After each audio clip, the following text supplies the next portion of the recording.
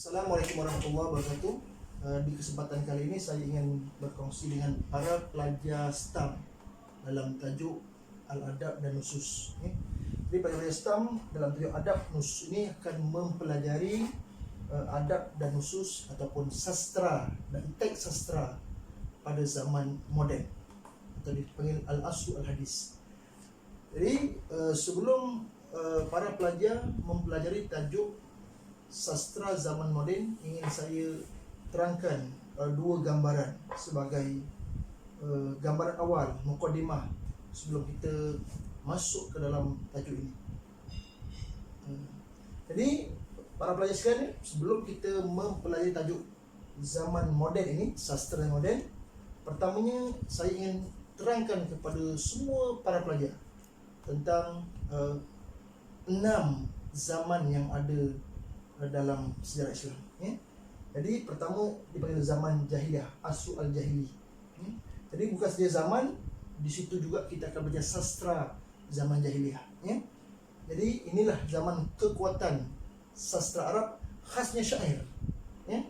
Syair-syair pada zaman jahiliyah. Kemudian bermula zaman yang kedua, iaitu dipanggil al-asru al-islami. Zaman Islam, bila menyebut zaman Islam ini, ia adalah zaman Rasulullah SAW dan juga zaman Khulafa' Rasyidin. Barangkali digabungkan kerana pada zaman ini sastra tidak menjadi tujuan utama atau topik utama, kerana para sahabat ketika itu lebih fokus kepada pengajian Al-Quran, hadis. Jadi sastra ini bukan bidang utama mereka. Kemudian bila berakhirnya zaman Asru al-Islami, akan berlangsungnya zaman yang kedua, iaitu sastra zaman Al-Asru al-Umawi, zaman Umayyah, Banu Umayyah. Selepas zaman Khulafa' Rasyidin, zaman Umayyah. Yang keempat dipanggil zaman Al-Asru Al-Abbasi, zaman kerajaan Abbasiyah. Jadi zaman pertama, zaman kedua, ketiga dan keempat ini adalah zaman era orang Arab, zaman kehebatan sastra Arab, zaman kekuatan, zaman emas sastra Arab. Bila jatuhnya Al-Abbasiyah,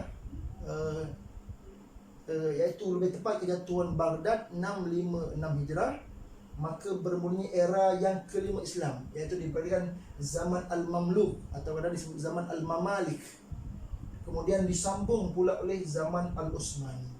Jadi dua zaman terakhir ini, iaitu zaman Mamluk dan zaman Utsmani ini, seperti yang kita faham atau ingin saya beritahu, ialah kedua zaman ini ialah pemerintahan bukan daripada orang Arab. Hal ini bermaksud secara tidak langsung sastra Arab juga berlakunya era kemerosotan.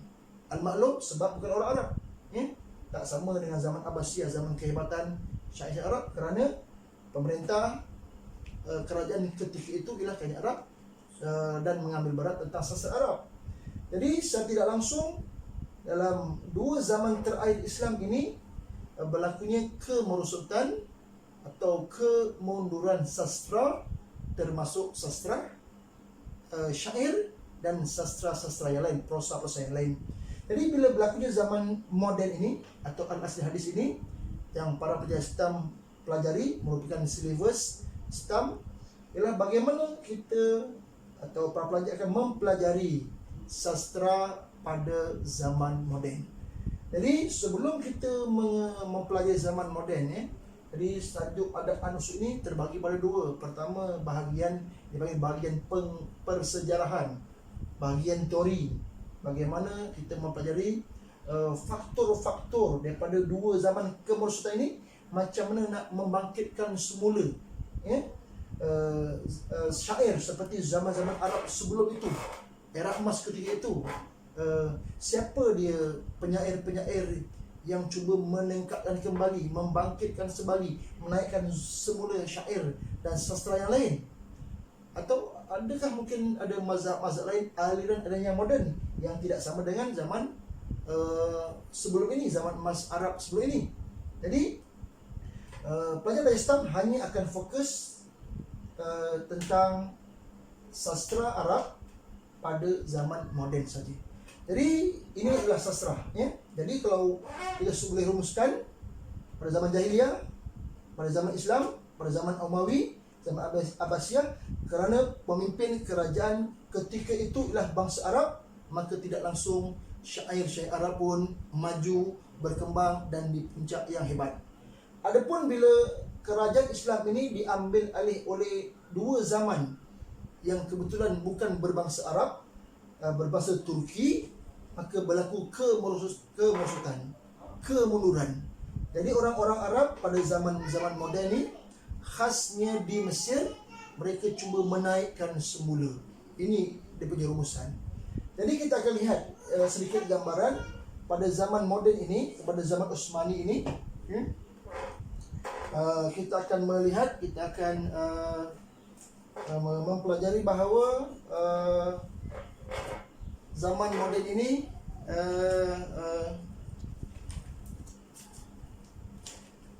pada zaman moden yang lemah ini, kita akan melihat bahawa berlaku juga satu proses dalam bahagian tamhid ini, bahagian pengenalan, dipanggil 3 fasa zaman. Jadi saya simpulkan di sini fasa ini supaya gambaran. Kerana apa? Teori mengatakan bahawa al-insan abna'ul bi'ah. Manusia adalah terpengaruh dengan zaman dia. Jadi kalau zaman perang, zaman susah, barangkali syair-syair pun topik-topiknya akan bersekitar tentang kesusahan, kesedihan. Jadi pada zaman moden ini, pada zaman Osmani Arab ini, jadi pada zaman moden ini, zaman Osmani ini, dikatakan Osmani ini dia naik pada tahun 923 Hijrah, apabila Sultan Salim I daripada kerajaan Osmani berjaya mengalahkan kerajaan Mamluk dalam perang Marshdabik di Halab, di Aleppo, Suriah. Seterusnya berjaya memindahkan kerajaan Islam daripada Mamluk di Turki, di Cairo ke Mesir, sehinggalah berlakunya Perang Dunia Pertama. Mungkin 1914 hingga 1917. Dan secara totalnya Khilafah Islamiyah Osmani tumbang pada tahun 1921. Jadi sedikit pada zaman moden sebagai gambaran. Fasa 1 zaman moden ini, fasa 1 dia ialah zaman penaklukan Perancis. Di bawah pimpinan Napoleon Bonaparte. Selama 3 tahun saja. Penaklukan Perancis di Mesir 3 tahun saja. Bermula daripada 1798 hingga 1801.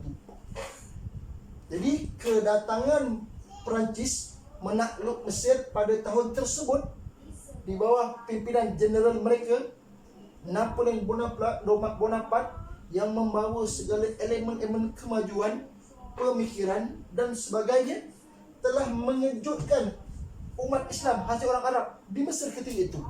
Mereka terkejut dengan kemajuan Perancis ke bahagian Eropah. Jadi mereka terkesan dengan ini. Dalam bahagian tabligh ini disebut apakah perkara-perkara yang telah dilakukan, dibuat oleh Perancis sepanjang tempoh 3 tahun menakluk Mesir. Ini fasa pertama. Jadi banyak ditubuhkan kumpulan-kumpulan sastra, penubuhan tentang di bawah mesin cetak. Di mesin cetak ini membantu membangkitkan sastra zaman moden, antara faktor-faktor. Jadi yang kedua, selepas berakhirnya Perancis ini dia pada 1801 dia telah meninggalkan Mesir, dan Mesir ketika itu walaupun secara totalnya di bawah Khalifah Osmani, tetapi Mesir di bawah ditakbir selepas kejatuhan Perancis di bawah oleh keluarga monarki Ali Basha, Ali Basha ataupun Muhammad Ali Basha. Jadi keluarga Ali Basha dia berjaya menawan ataupun memerintah Mesir selama 10 pemimpin generasi daripada 1805 sehinggalah kemerdekaan Mesir pada tahun 1952. Jadi daripada 10 pemimpin monarki Bashar, 10 orang tadi, 10 orang. Jadi antara yang hebat ialah pengasas itu, ya, Muhammad Ali Bashar. Ya. Jadi Muhammad Ali Bashar inilah yang telah terpengaruh dengan kemajuan barat dan cuba membawa pembaratan di Mesir dan untuk memajukan Mesir. Dan fasa yang ketiga ialah zaman anak Ali Bashar ataupun keturunan dia, iaitu namanya Ismail Khedivi, ya, Ismail Khedivi ini. Dan pada zaman Ismail Khedivi inilah berlakunya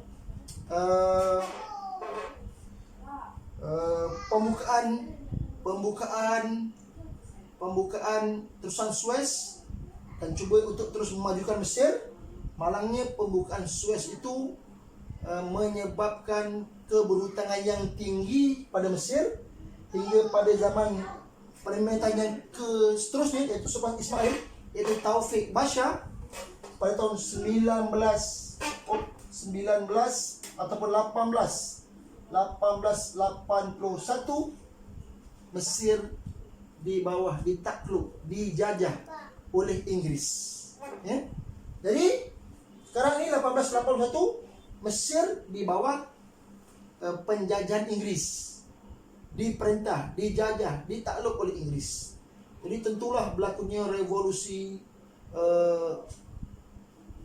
nasionalisme untuk memerdekakan Mesir daripada penjajahan Inggris.